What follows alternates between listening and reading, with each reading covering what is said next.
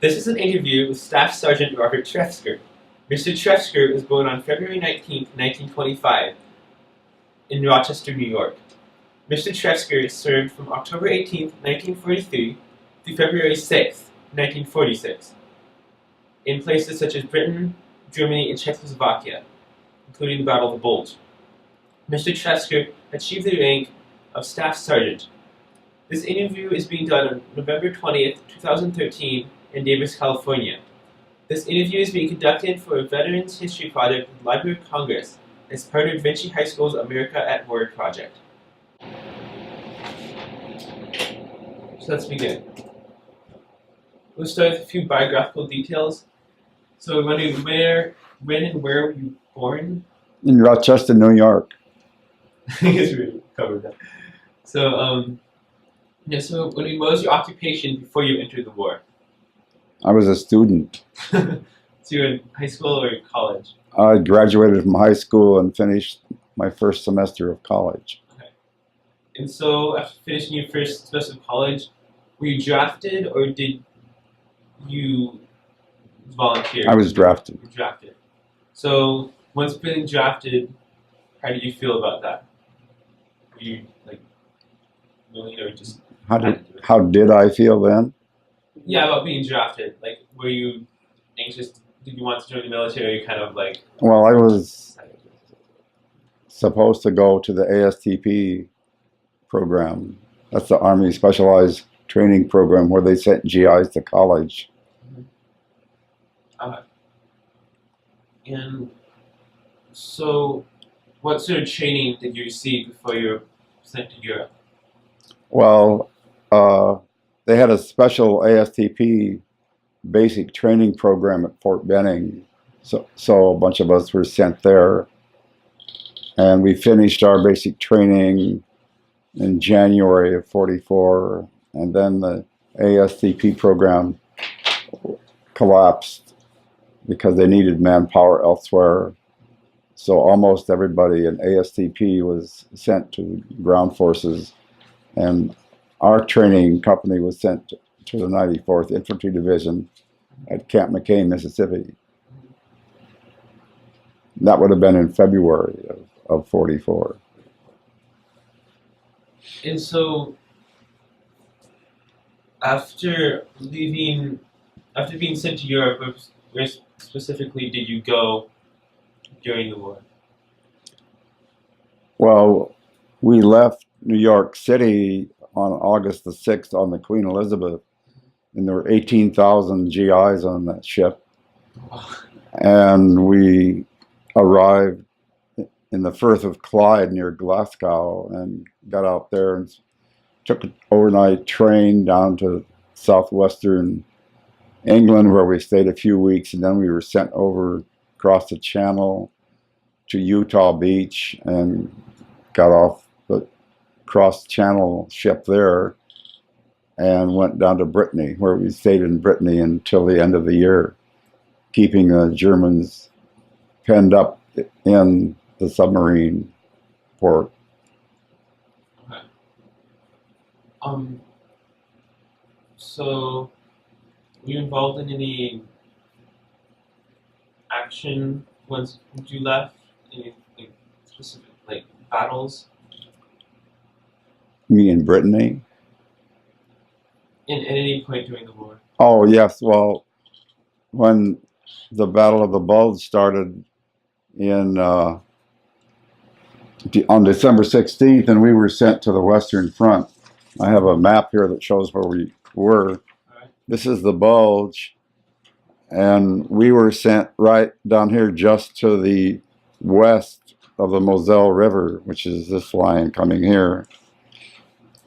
And the Germans had a series of fortifications just inside their border here that we proceeded to attack on a limited battalion basis.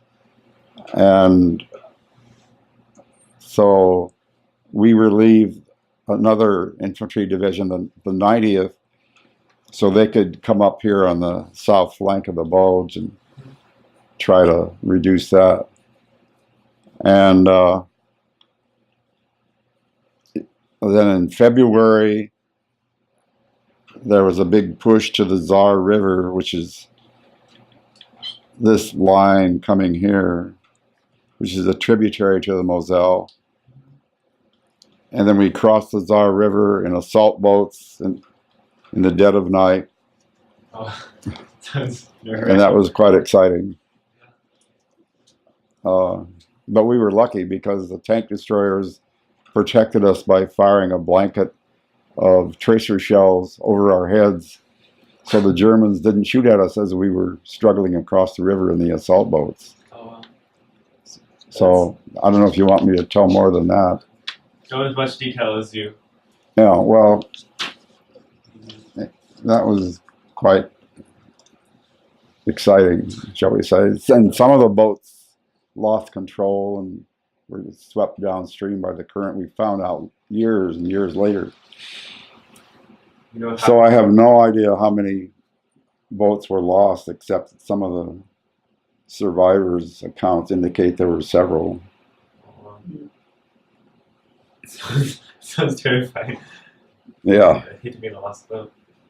So, during the Battle of Bulge, like, how was your daily life, like, when there's an active battle going on?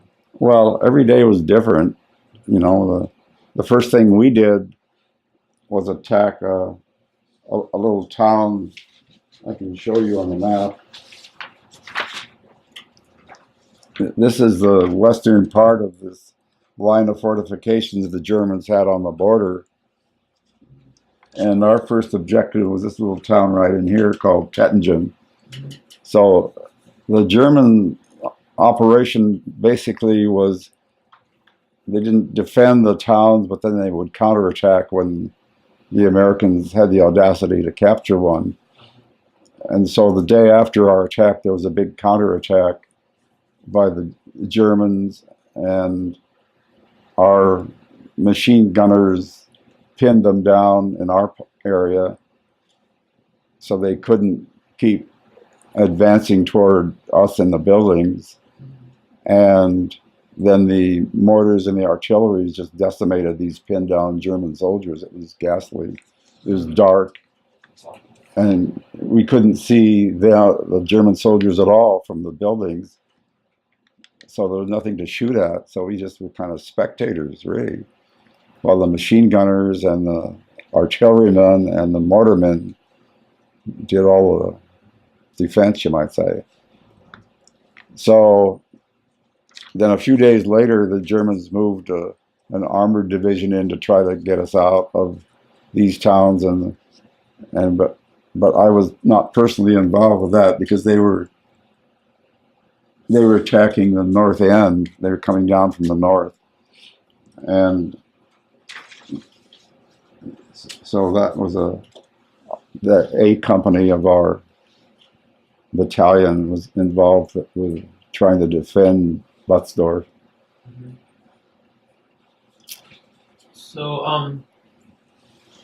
So what did the soldiers know? You and your other comrades know about the type of warfare that awaited them as they reached the front. Like, what have you been told about what it's going to be like, and how did that compare to how it really was? Well, sometimes we were told a lot, and sometimes we weren't told much of anything because I remember before the attack on Tettingen, they had somebody in the battalion intelligence had prepared kind of a sand model of the town, so we had an idea of where we were supposed to go.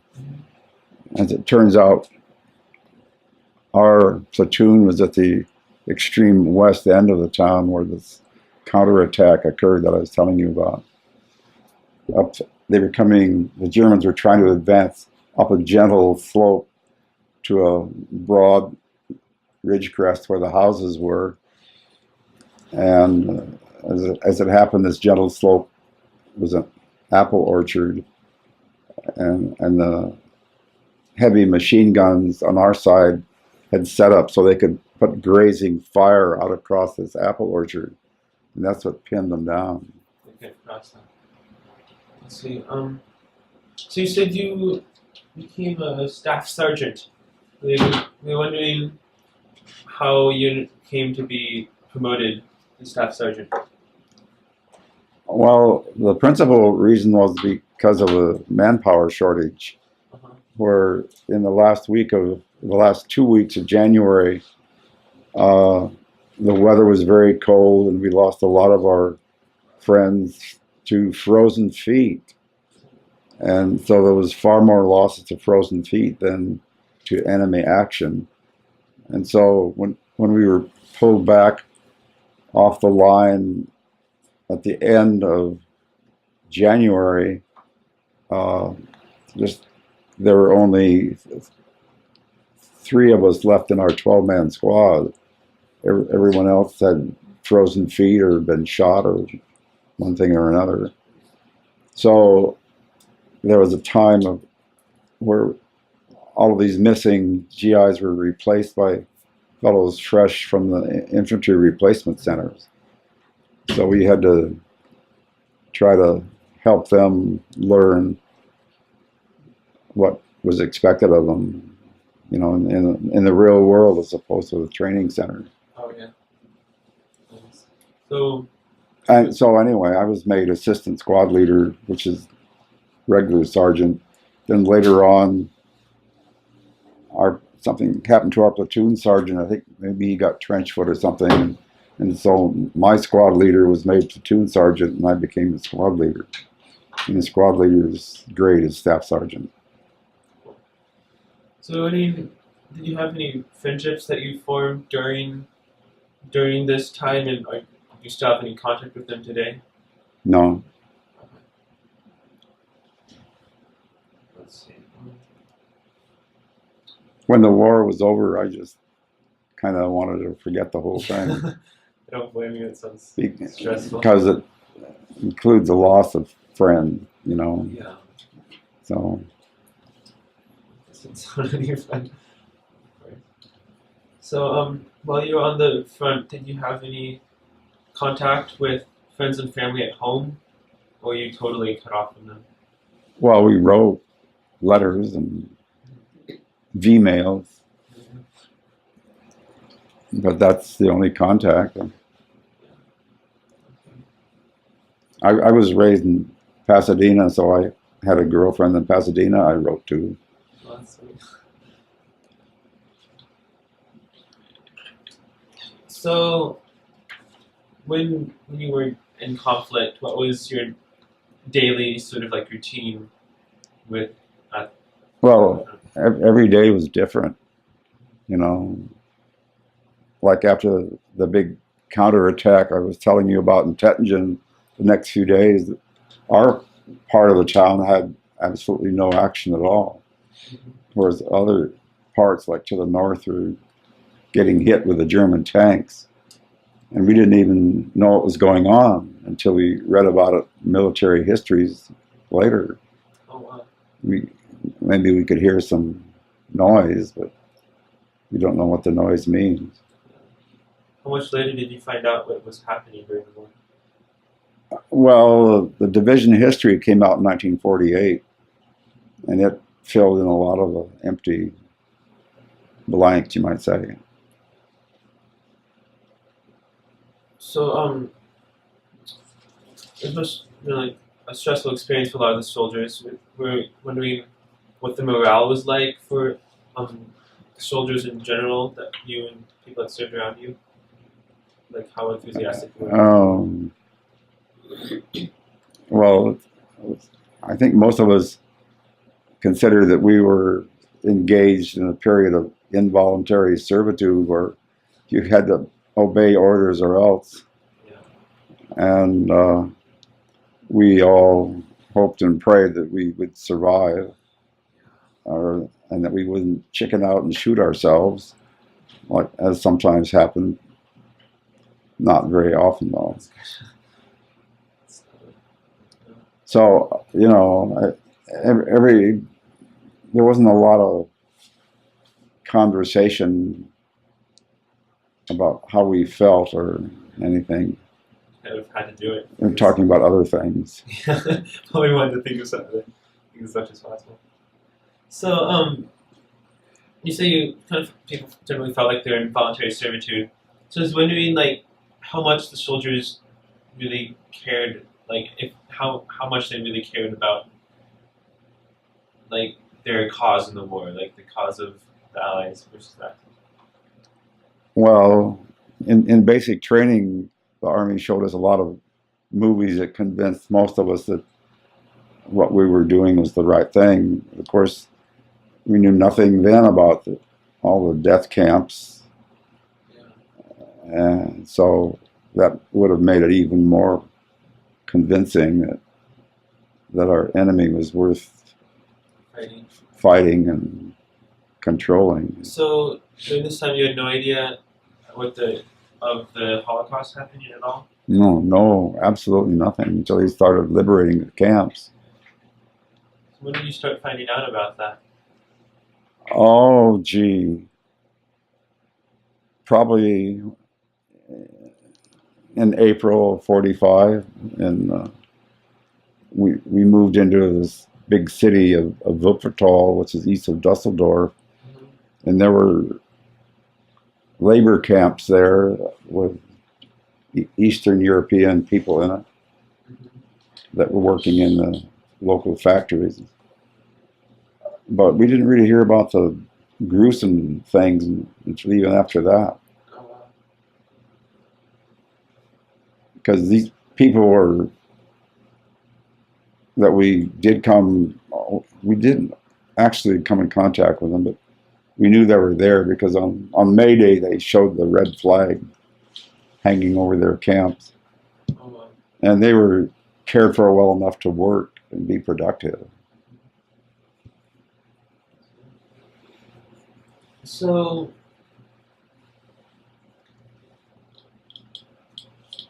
where were you? We're wondering where you were located when you found out that the war is over, or when you realized that you would. Well, the VE Day we were in Wuppertal, May 8th, and we were in Czechoslovakia when the Japanese conflict ended.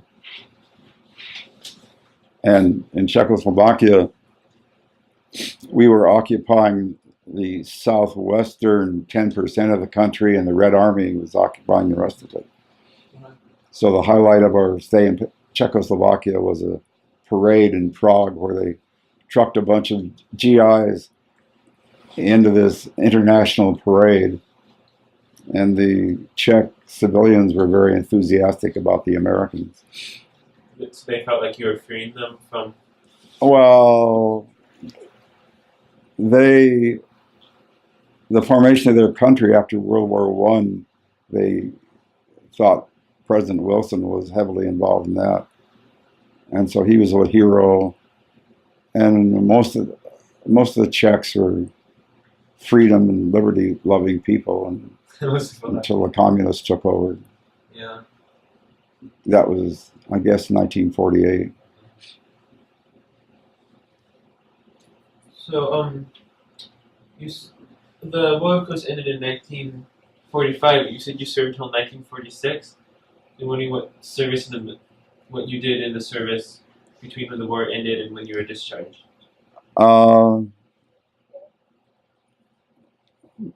Mostly, well, they had have you heard about the point system where each GI was assigned points, and the more points you had, the sooner you were repatriated.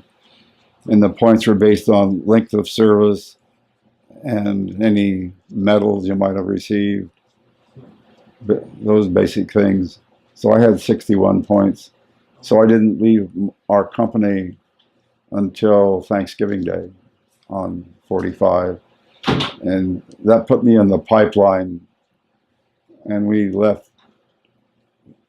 went to a series of camps in France, getting closer and closer to the coastline. And we left there December 21st about. And it was a slow trip because there were bad conditions for the first few days. We made a total of 50 miles a day. Oh wow. Divided by 24 is about 2 miles an hour. And the waves were like this, literally. Oh wow. And we were on a ship called the Hood Victory. So Anyway. So you going that slow across the entire ocean?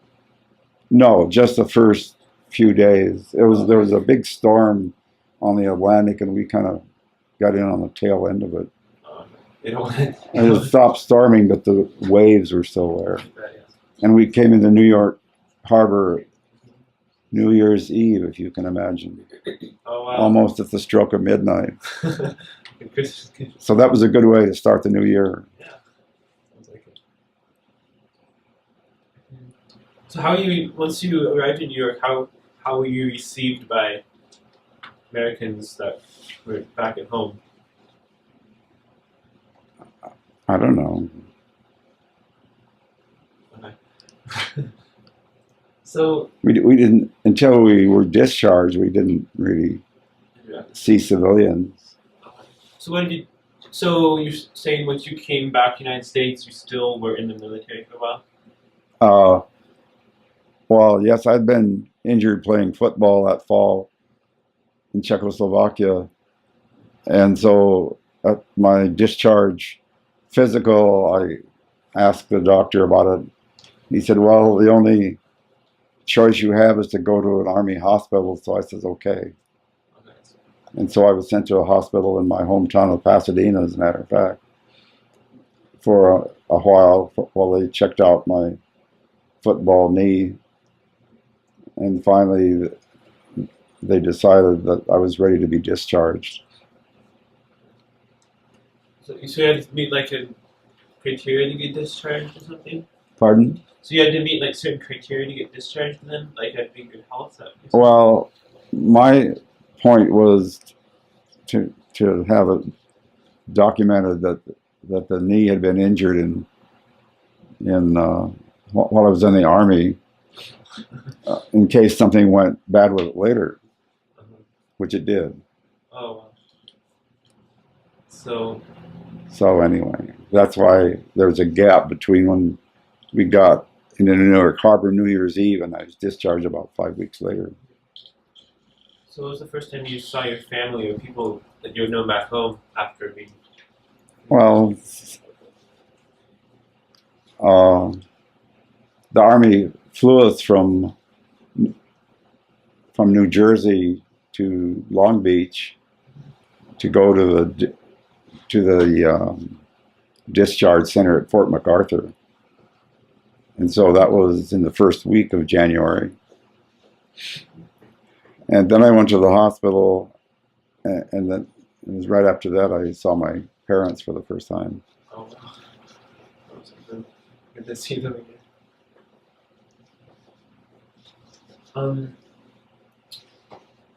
So how was it easy? How easy was it for you to transition from an army life back into a civilian lifestyle? No problem. I just went right back to school. I was discharged Friday and went back to school the following Monday. Oh, wow. Sudden change. Well, we just lived a few blocks from Pasadena City College, so it was very convenient for me. Okay. Yeah, that's good. So,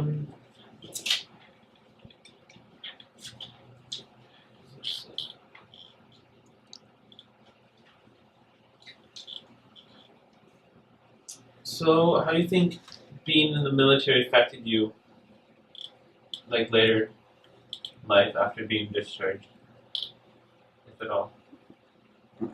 Oh, that's a good question. I guess it appreciated my still being alive Yeah. after a lot of people didn't make it. Yeah, that's hard.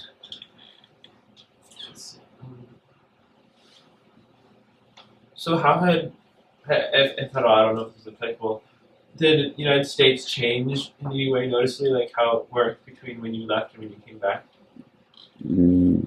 Not that I could notice.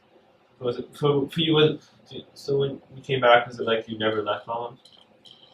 No, because of the experiences I had in the Army. I had a different outlook on things. Yeah.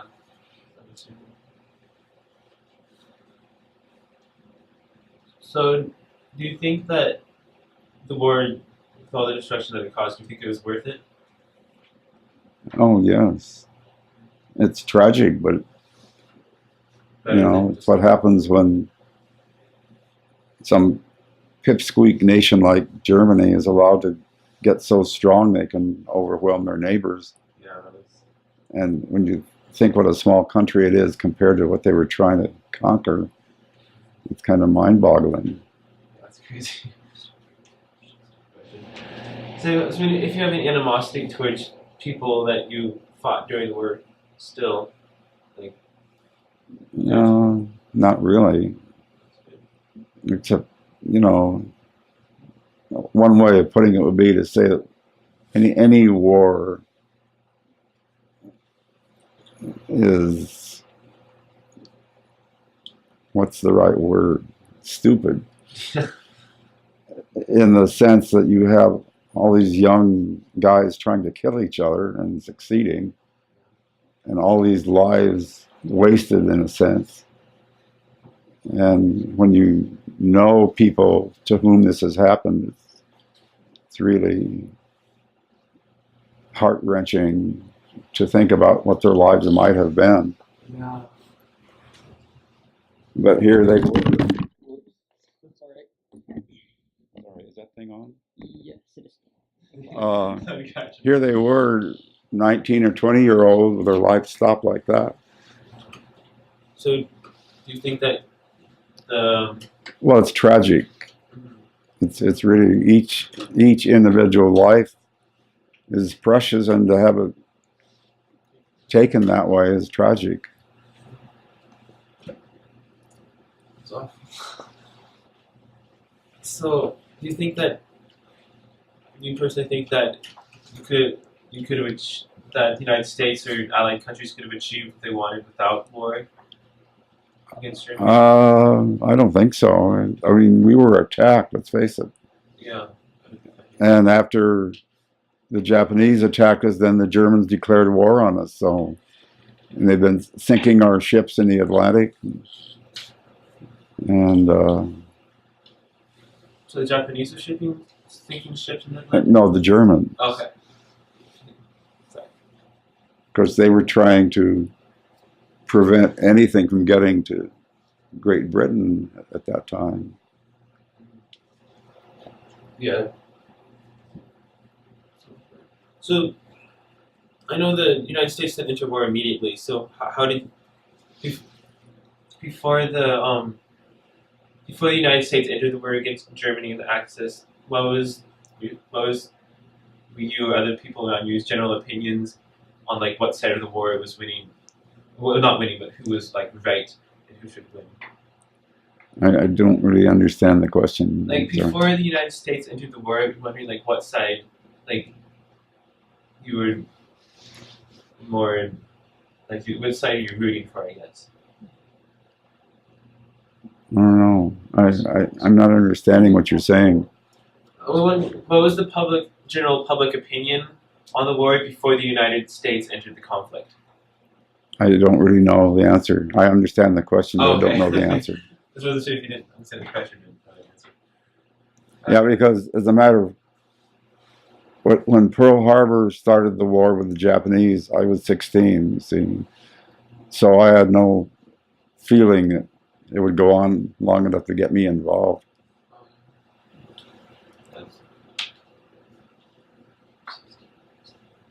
So, what was it like having your country attacked by Japanese satellite? Did you? Well, it was a shock. It was a real shock. Because, when you're 16, it's partly what's going on, but nobody thought that the Japanese would do anything like that. Yeah, it's did you feel like what people around did you feel like you were in danger at the time, like you could be attacked by Japanese in your hometown? No. No.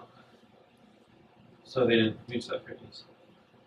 So so I guess what are your strongest memories from your time in the war? Like any specific time that you remember really clearly? What am I? What? Strongest memories from the war? Like events that you recall very clearly You mean in combat? at any point during the war.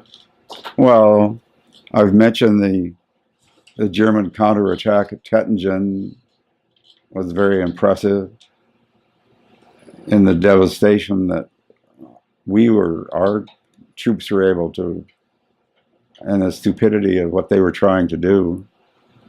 And it was just pathetic, really, all these German soldiers getting slaughtered, literally.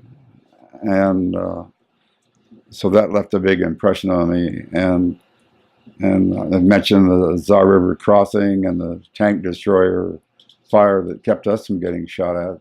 That was very impressive. So Would you like another anecdote? yeah, sure. Oh, well, the 10th Armored Division made a big breakthrough, and we were attached to them to capture the German city of Trier on the Moselle River.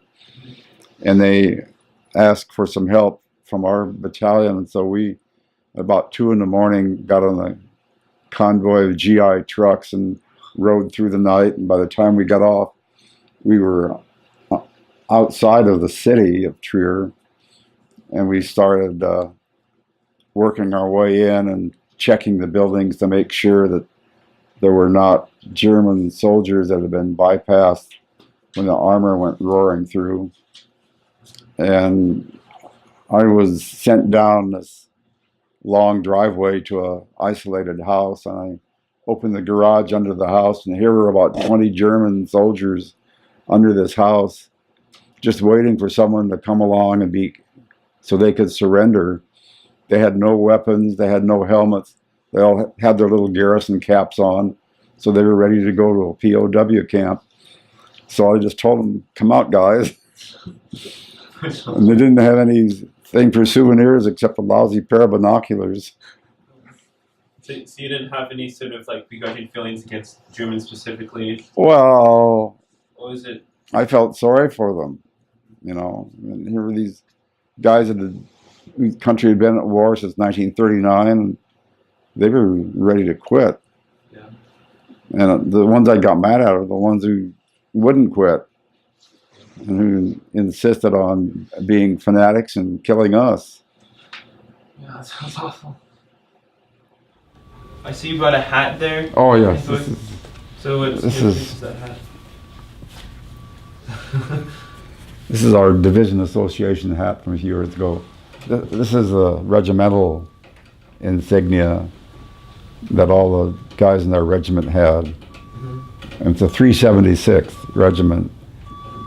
And the motto of the regiment is, as you might imagine, is "Don't tread on me," hence the rattlesnake. Like the, Anyway, I thought that was kind of neat. that's cool. And this thing's a combat infantry badge, So what is it? which any infantry guy in the front line gets those things. Okay, so what your feelings were about Patton's army during the war? Well, Patton had a huge army. Are you familiar with how they're set up? No, please Well, go into as much as detail as you can. Yeah, well, I don't know, he must have had 3 or 4 different, what they call a corps. And in each corps, there's 2 or more divisions, infantry divisions, armored divisions. And so he had a lot of troops at his disposal. And he always wanted more because he wanted to do more. He was very ambitious, very hard driving. One of the stories, we were supposed to cross the Tsar River at 4 o'clock in the morning of Washington's birthday in 1945, and the assault boats didn't show up. And nobody knew where they were. We were all down by the river. It was very foggy. And when it started getting daylight, they decided maybe we'd better go back into the nearest town on the west side of the river, because we were out there in plain sight, and if the fog burned off, we'd be sitting ducks.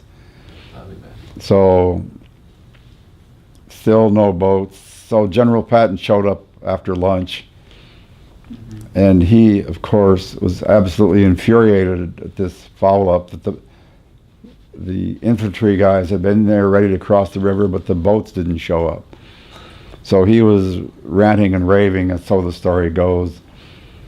And the 10th Armored Division was involved in this. We were attached to them at that time. And he said he thought the boats had gotten there that afternoon. And as it turns out, they had gotten there and had been blown up by the German artillery. But he didn't know that. So he said, I want you men to cross. He was speaking to the generals, of course, the commanding general of the 10th Armored Division. He said, I want you to cross that river right now in broad daylight, and if the boats aren't there, you'll swim, and you, General, are going to lead the way. I don't know if it's a true story, but it's pretty good. Would you like to hear another Patton story? Oh, yeah. Well, the 10th Armored, about the 2nd of March, they drove into Trier, one of their armored columns, and there was no defenders. They were all having parties or one thing, and the fellow who was supposed to warn them that the Americans were coming didn't. And so they were able to capture an old Roman bridge. That's what they call it, the Roman bridge, crosses the Moselle River. And so we were sent in there the same day, like when I told you about accepting the surrender of this garage full of prisoners, or of soldiers. Anyway, after all this, General Patton got a message from Supreme Headquarters saying, General, we want you to bypass Trier because it would take at least 4 divisions to capture it. So he sent them back a message saying, well, I've captured it with 1 division. What do you want me to do, give it back? So, of course, there are hundreds of General Patton stories, I'm sure, but those are the 2 I'm familiar with. Not that I was there, but So did you ever have any association with Patton's army during your service?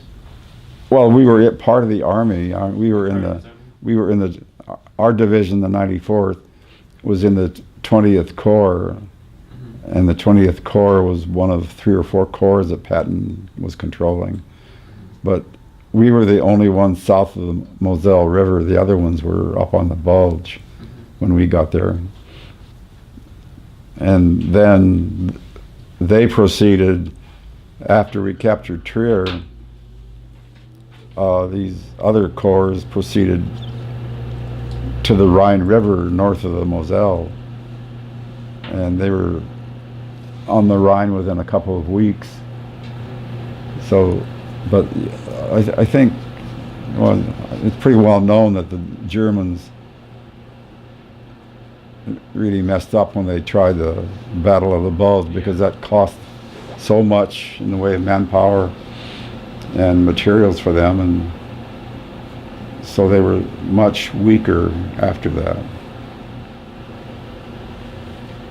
So I was wondering, you mentioned a girlfriend at the beginning, like, so when you came back, was she still waiting for you then, or how did that happen? Oh, well, we were still friends, but after a few months, we decided that since I wasn't ready to marry her, that we might as well forget it. Because I was determined to take advantage of the GI Bill and get a college education. And I didn't feel being married would be helpful. Since I, couldn't support a wife and go to college at the same time because I didn't think I could. Yeah, that's, I know a lot of other people who didn't feel that way and they got married. married their girlfriends when they got back home. So, I see you bought a book too. Yes. So, This is a fairly new book. mhm. It was published in 2010, and it's by a retired British Army officer named Tony Latessier. Strange a British Army officer would have a French name like that, but anyway. So he found out about the 94th when he was retained to guide some summer tours that they had back about maybe 1999 and 2000 in that vintage. So he got interested and started researching and ended up writing this book, which is about the 94th and the part of the 10th Armored involved in the Tsar River crossing and the capture of Trier. That's covered very well. So anyway. So are you mentioned in this book, or you Oh yeah, I helped him helped him write it? quite a bit. That's In fact, when he had a draft of it finished, he sent me the thing on a CD and I had it printed. And so I was able to help him correct various errors as best I could. So, how?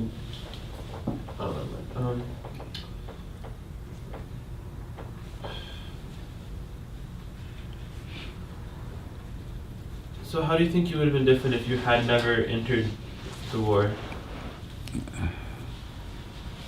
I've just never really thought about that. And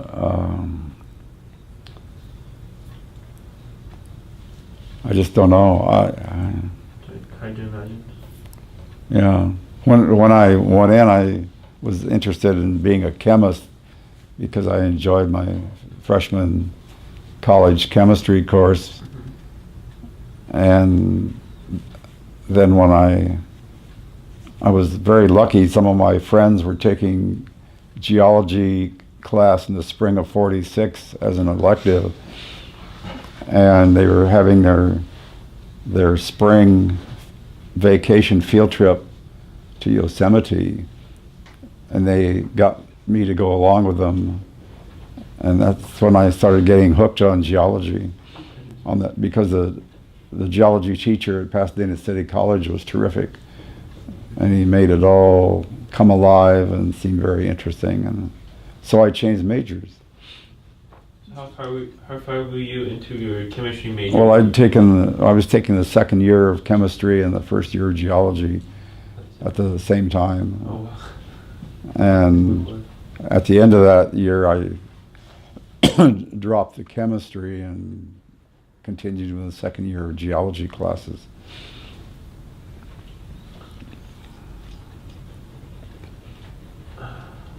So when I finished that, then I was lucky enough to be accepted as a junior transfer at Stanford. So that's where I got my geology bachelor's degree. Okay,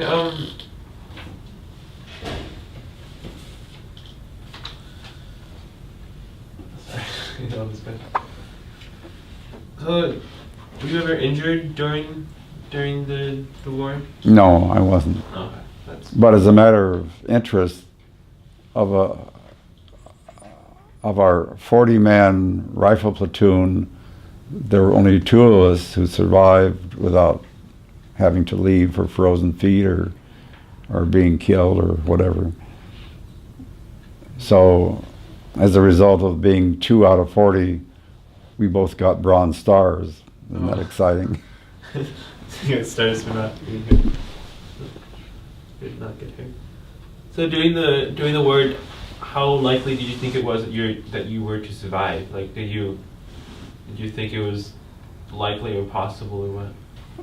Well, you just don't know. You know, there are several concerns an infantryman has, like the enemy artillery, or like stepping on a mine, or like a sniper taking a pot shot at you, or about being ambushed in a machine gun. There are all sorts of ways of dying, and you just hope and pray that you're not one of the casualties, really. It's about that simple. So There's a lot of praying goes on. I do believe that in foxholes. Yeah. So how frequent were these? Like how much danger was there of mines or machine guns? Or just like Well, it's just a matter of luck, I think, because our company didn't get involved with mines at all, but other people in other companies did, and so there's no way of predicting where they are, especially in the snowy conditions which existed in January and in February. The snow had melted, but when the mines are covered with snow, you can't see them, you don't know they're there, and the Germans had these mines that were made out of wood, so you couldn't detect them with a mine detector. They're little wooden boxes with explosives, and when you step on them, it'll blow your foot off. They call them shoe mines.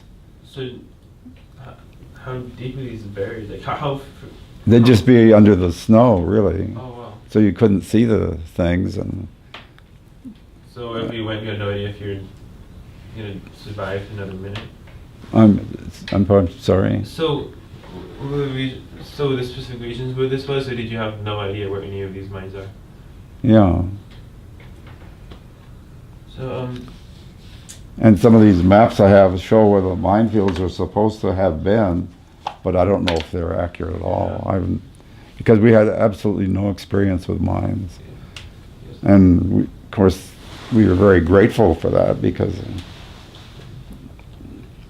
So if you can go into more detail about your living conditions during the war, like how you had in terms of food or clothing or temperature-wise? well, it was all extremely varied. You know, what really caused a lot of the guys to get frozen feet was being out in sub-zero temperatures all night. And even though we did have what they called shoe packs for this snow camping, they really were not adequate. And so I guess my hand knit wool socks are what saved me, plus the determination not to have my feet frozen and doing toe wiggling exercises all night. Oh wow. Keep it moving. Yeah. The morning after that was kind of interesting, because we'd been in a bunch of shallow holes that the German soldiers had made to provide some protection, they hoped, but they were only about a foot deep, and they had water in the bottom of them. So we spent the night in those things, and we got up in the morning.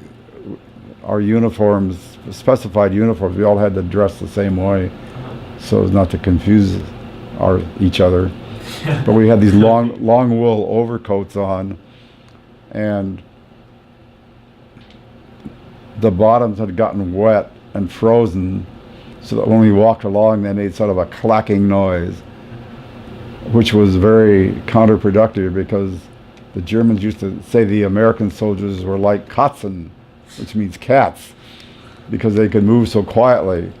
But with these frozen clacking overcoat tails, we had a hard time trying to be quiet.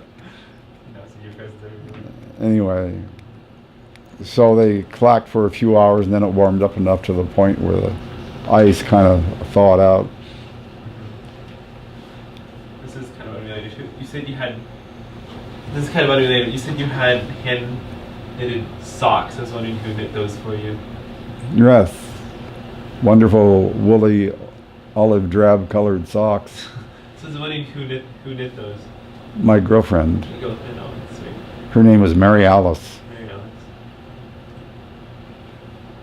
So, do you have any regrets about things that happened during the war? Any regrets? Yeah. I just regret the whole thing. Yeah. Well, I regret the deaths of my friends. That's the main thing. And it just makes you extremely grateful to be alive and be allowed to live as long as you have.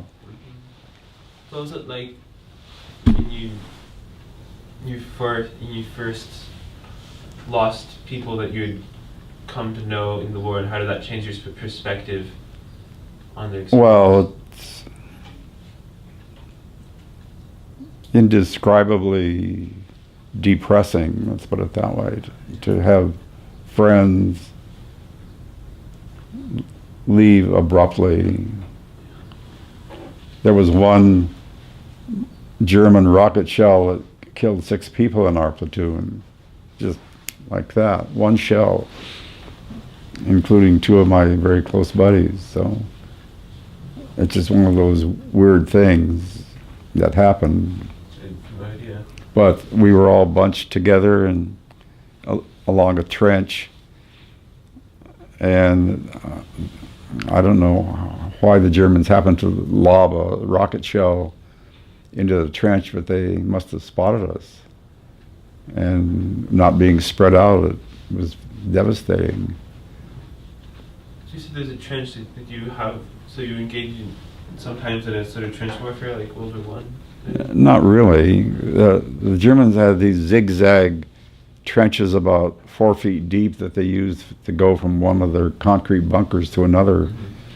So this was in this fortified area where there were some concrete bunkers and some trenches and an anti-tank ditch. So anyway, that was the most devastating thing that happened to me. And It's unbelievably painful. because it's kind of weird. They had some kind of a whistle on these rockets so you could hear them coming.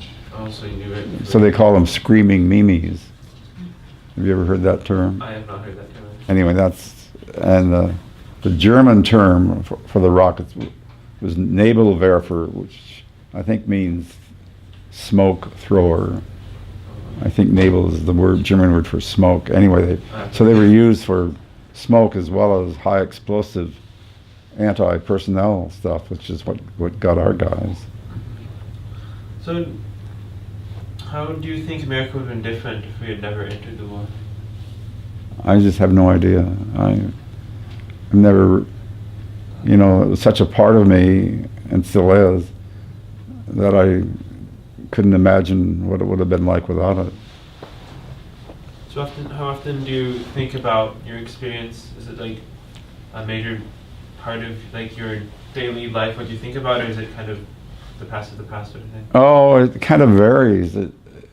Like the other day, my wife was going through a bunch of old things, and she found a newspaper clipping that my parents had apparently made in October of '44 with a picture of my brother and me in it. So I copied the thing to send to our sons, and but it had several mistakes in it, so I had to write comments about the mistakes because I didn't want them getting the wrong idea.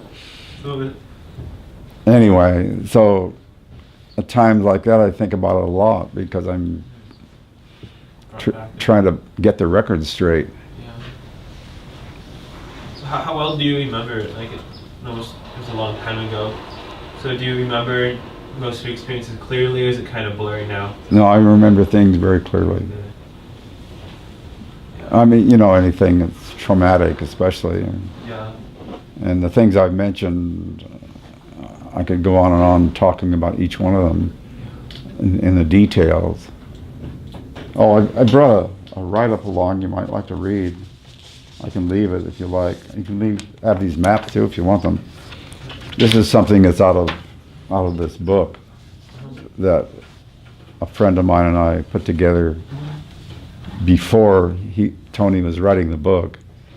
And it's kind of interesting. It tells about this Tettingen counterattack. Go ahead and tell us about that again. Yeah, I told you about that. Did you really? But this is a lot more detailed because my friend was on the machine gun squad, and they were in a different.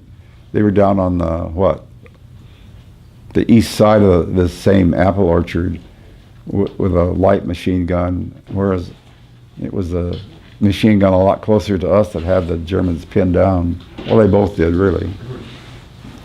But I didn't even know these guys were where they were because we couldn't see their site. There was a house across the street that blocked our view. Anyway. So after the war, did you get involved in any sort of veteran groups? Not really. I was not very much interested. Didn't want to go back. And I didn't find out about the 94th reunions until 1991, and then we've been going to them every other year, more or less. Do those happen every year? Or is it a... Yeah, they've had them every year since the late 40s. Oh, wow. And but most of them are east of the Mississippi. So it's hard to get out. So they had a couple of them in San Diego before back in the 1980s, I guess, because before I realized there was such a thing as an association. Do you remember? Like, Like, did you know any of the people that go to this division, or most of the people that you just hadn't really met before that? I think they're all new since I started going to the reunions. It's not. None of the. No one you knew during the war. None of the guys in our platoon. It's kind of funny when you're in a thing like that. The basic unit in the infantry is a 12-man squad, and then there are 3 of those in a rifle platoon. And outside of your platoon, you usually didn't know the guys in the other platoons very much. So I don't think there were anybody from our platoon that went to these things. But you get to know the other guys. Yeah. Does it help? Do you think it's helpful for you to talk when you talking to these people again after those years that like give closure or anything? Oh yeah, there was one fellow who was in B Company, which is the next company to us, and our company was the lead company on the Czar River crossing for our battalion. And being in B Company, he was supposed to be coming across in the second wave, and their boat got shot up and drifted downstream, and he was lucky to have survived. He got hit in his lower arm rather severely. He was lucky to save his arm. How did he survive that? How what? So how did he manage to escape that situation? Well, as it turned out, some of the guys jumped overboard, and he doesn't know what happened to them. But the boat drifted back to the west side of the river, so some GIs were there to help him get out of the boat, and his arm was badly mangled. So they sent him to the hospital immediately, through the chain of medical facilities. And the doctors were able to save his arm, so it's a tribute to the GI doctors, really. But I met him at a reunion. Never met him before.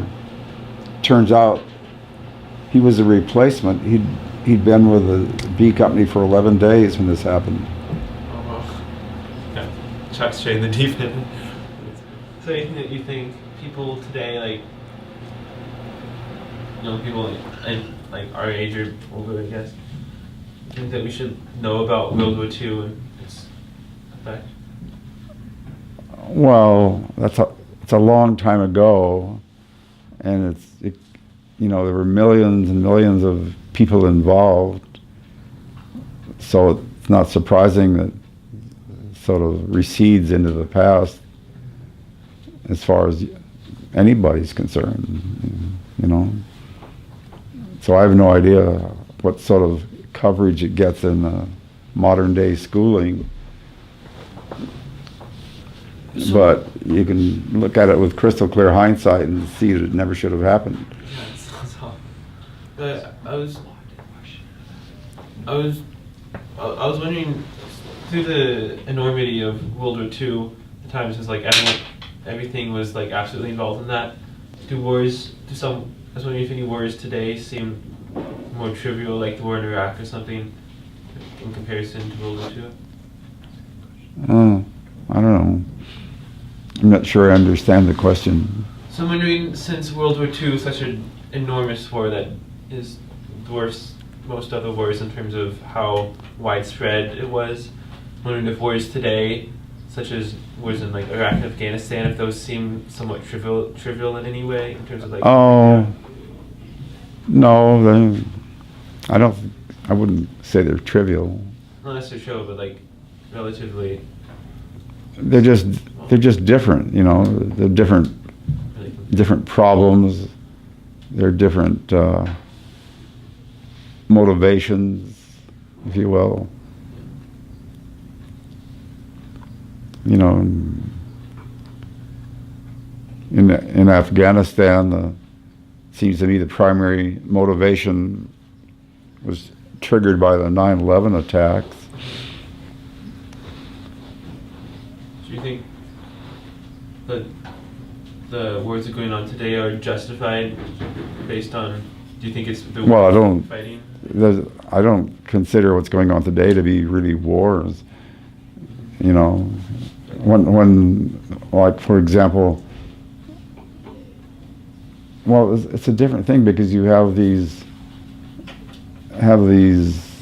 non-military people who are motivated by their hatreds of people who are different from them, like, you know, like some of the rabid Muslims, for example.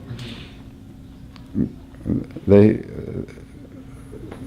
have, well, you know what their philosophy is, that anybody that doesn't believe the way they do should be killed, basically, and that's not a very practical philosophy. But nevertheless, there are people who believe that, and they end up blowing others up with bombs and other deadly things. So it's not the same at all, you know.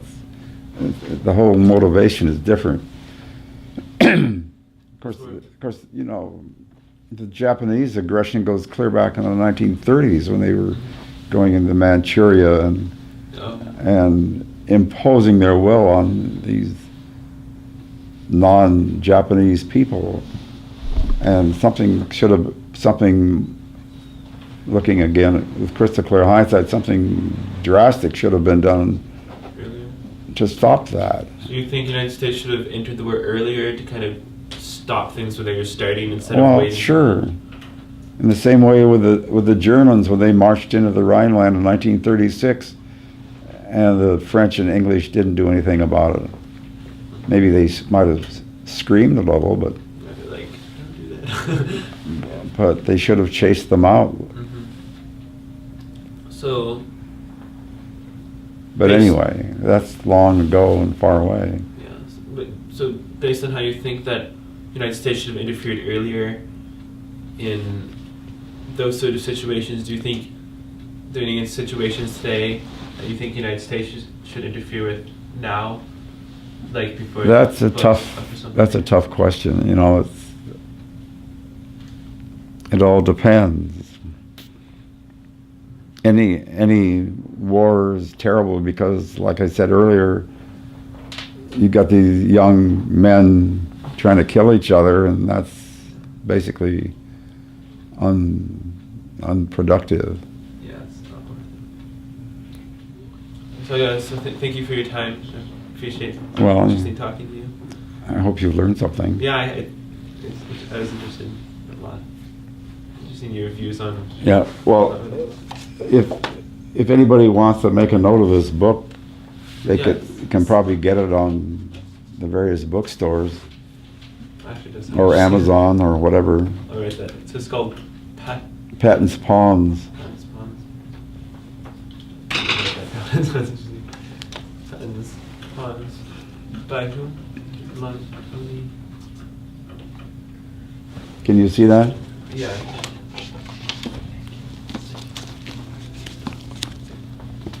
Here's a picture of Tony. So he's written other books, a lot about the Battle of Berlin, because he was there for many years. And was he a World War II veteran too? no, he's younger.